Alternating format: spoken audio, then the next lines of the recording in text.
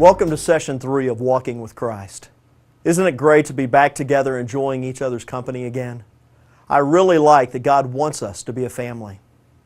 Today we'll hold our love up to the perfection of God's as we seek to develop a love like His. If you visit Toledo, Spain, you can see the Alcazar, a 16th century fortress sitting majestically atop of the highest hill. In the Civil War of the 1930s, the Alcazar became a battleground when the Loyalists tried to oust the Nationalists who held the fortress.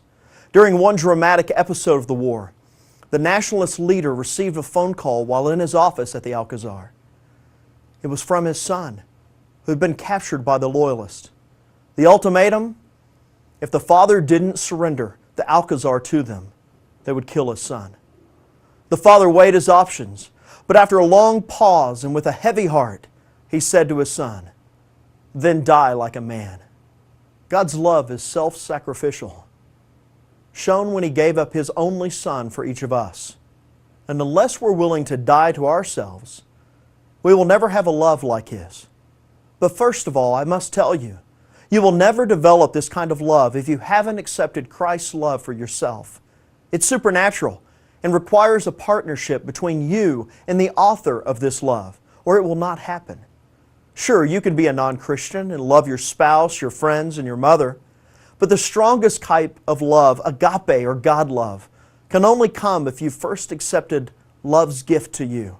If you've not yet done that, please don't leave this small group without talking to someone in your group who'll be thrilled to share how you can become a child of God so that God Himself can build His character traits into yours.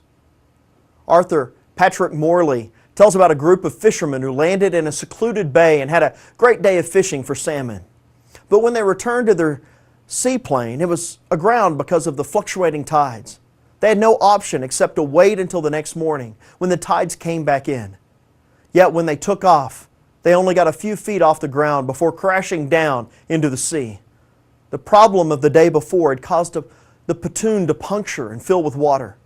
The seaplane slowly began to sink, and the 3 men and a 12-year-old son of one of them prayed and then jumped into the icy waters to swim ashore. The water was cold and the riptide was strong, and 2 of the men reached the shore exhausted. They looked back and saw their companion, also a strong swimmer, but he didn't swim to shore because his 12-year-old son wasn't strong enough to make it. They saw that father with his arms around his son being swept out to sea. He chose to die with his son rather than to live without him. What a model and what a picture of God's love for us. He chose to die for us rather than to live without us, knowing that we would never be able to reach heaven on our own.